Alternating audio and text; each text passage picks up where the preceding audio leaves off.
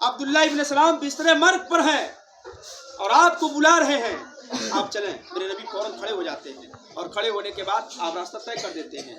جب جاتے جاتے حضرت عبداللہ ابن سلام کے پاس پہنچتے ہیں تو میرے نبی نے جب اتنا دیکھا کہ حضرت عبداللہ ابن سلام بستر مرگ پر ہے تو سرہانے تکیے کی طرف کھڑے ہو کر کے آپ نے لا الہ الا اللہ محمد رسول اللہ صلی اللہ علیہ وسلم کی آپ نے اشاعت کرنا شروع کر دیا، آپ نے بتانا شروع کر دیا۔ لیکن اس کے باوجود بھی حضرت عبداللہ ابن سلام کے زبان سے کلمہ نہیں ادا ہوتا۔ آپ سوچا تو صحیح، پڑھانے والا کون ہے؟ بڑی پوائنٹ کی بات، آپ کے نقطۂ نظریات کو، ذہن کے طریقوں کو کھولے میرے بھائی۔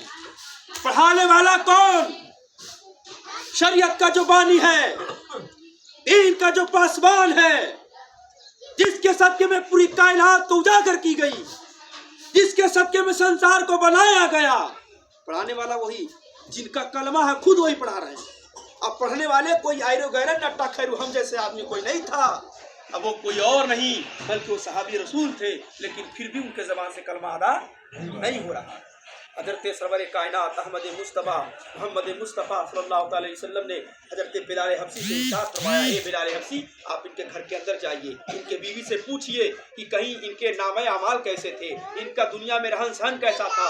حضرت بلال حبشی اندر جاتے ہیں، اندر جانے کے بعد جب ان کے بیوی سے پوچھتے ہیں، ان کی بیوی نے کہا، اے بلال حبشی میں نے ابھی اپنے سرتاج کو کبھی ایسا نہ دیکھا کہ ان کی نماز قضا ہوئی ہو، کبھی میں نے ایسا نہ پایا کہ ایک دن بھی ان کا صدقہ کرتے وقت میں باقی رہ گئے ہوں۔ میں نے ہمیشہ پانچوں وقت کی نماز رسول کائنات کے پیچھے پڑھا، میں نے ہمیشہ ان کو دیکھا تہجد کی نماز پڑھا کرتے تھے، ہمیشہ یہ روزانہ صدقہ نافلہ کیا کرتے تھے، لوگوں میں تقسیم کیا کرتے تھے، لیکن ایک ان کے اندر آج کی کمی ہے، آج ان کی ماں ان سے ناراض ہے، آج ان کی ماں ان سے دکھ میں ہے، آج ان سے ماں ان کے ناراض ہے۔ اے بلال حبشی اس کے علاوہ اور کوئی ان کے اندر کمی نہیں پائی جاتی تھی۔ یاد رکھنا میرے نوجوان ساتھیوں، اے میرے دلدار ساتھیوں، یاد رکھنا اللہ کے نبی سرور کائنات صلی اللہ تعالیٰ علیہ وسلم کے عشق و محبت میں ڈوبنے والوں، اپنے ماں باپ کے وقار کو سمجھو۔ ماں باپ نے تمہیں اس محنت و مشقت کے ساتھ پالا ہے، جس بستر پر تم پیشاب کر دیا کرتے تھے اس بستر پر اپنے لیٹ کر کے تمہاری زندگی کو سنوارا ہے۔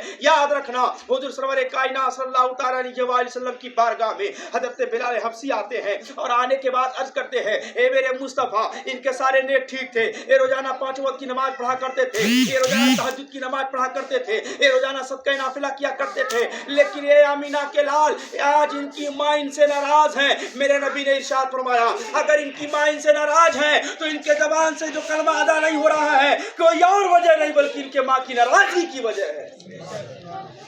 سبحان جاؤ میرے دوست، میرے نبی نے ارشاد فرمایا، اے بلال حبشی جاؤ ان کی ماں کو بلا کر لاؤ۔ ان کے ماں کو بلایا گیا، جب ضعیفہ ماں آتی ہے میرے نبی نے ارشاد فرمایا، اے ضعیفہ ماں، اے بوڑھی ماں اپنے بیٹے کو معاف نہ کر دے؟ دل کے دریچے پر ہاتھ رکھو میرے دوست، اپنے بیٹے کے معاف نہ کر دے؟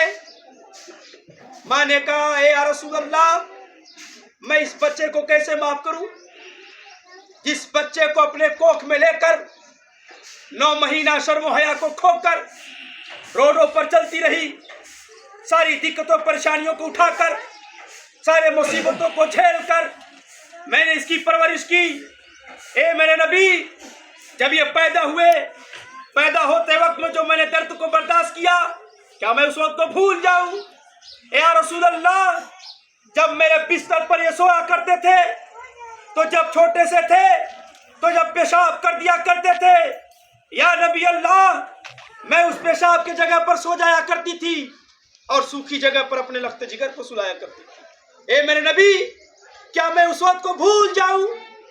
اے میرے نبی جب یہ اس جگہ بھی پیشاب کر دیا کرتے تھے تو میں انہیں اپنے سینے پہ سلا لیا کرتی تھی، کہیں میرے بچے کو نمونیا نہ ہو جائے، کہیں میرے بچے کو بخار نہ ہو جائے، میں اپنے سوکھی سینے پر سلایا کرتی تھی۔ یا رسول اللہ کیا اس وقت کو میں بھول جاؤں؟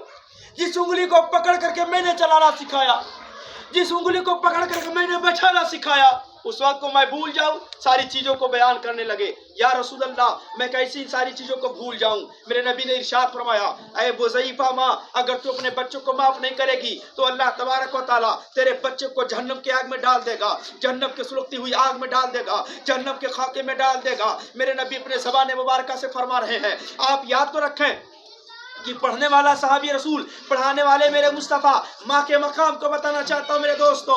अल्लाह के नबी सरवर कायनात सल्लल्लाहु तआला अलैहि वसल्लम ने इरशाद फरमाया, ऐ ज़ईफ़ा माँ, अगर तू आज अपने बच्चों को माफ़ नहीं करेगी तो अल्लाह तबारक व तआला इसे जहन्नम की आग में डाल देगा। वो ज़ईफ़ा माँ फिर भी नहीं सुनती है। मेरे नबी ने अपने सहाबा से हुक्म दिया, ऐ मेरे सहाबा यहाँ आग जलाओ, और आग जलाया गया। मेरे नबी ने इरशाद फरमाया, ऐ ज़ईफ़ा माँ, ये आग देख रही हो, अगर ये आग तुम्हारे बच्चे के लिए जलाई गई है, अगर तुम्हारे माथे की निगाहों से अगर तेरे बच्चे को इसी आग में डाला जाए तो क्या तू बर्दाश्त करेगी? मेरे नबी के ज़बान से इतना निकलना था। वो माँ कहती है, या रसूल अल्लाह, ये कैसे हो सकता है कि जिस कोख से मैंने पैदा किया है, जिस उंगली को पकड़ करके मैंने चलाया है, जिस आंखों से मैंने अपने लखते जिगर को देखा है, जिस होठ से मैंने अपने बच्चों को चूमा है, जिस बच्चे को अपने सीने से लगाया है, उस बच्चे को